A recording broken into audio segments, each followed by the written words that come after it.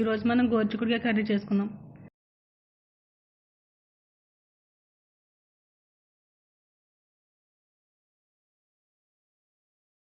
ముక్కలుగా కట్ చేసుకున్నాం. గోరుచిక్కుడుకాయలు కూడా ముక్కలుగా కట్ చేసుకున్నాం. ఇప్పుడు కర్రీ ప్రిపరేషన్ మొదలు పెడదాం.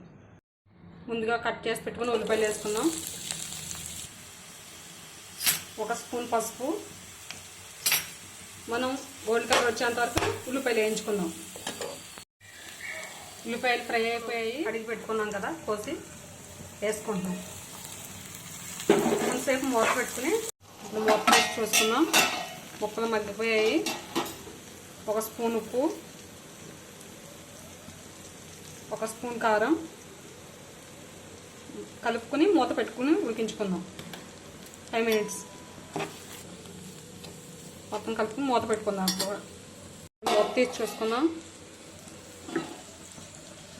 ముక్కలు బాగా మగ్గిపోయాయి. ఇప్పుడు 1 గ్లాస్ పాలు పోసుకుందాం.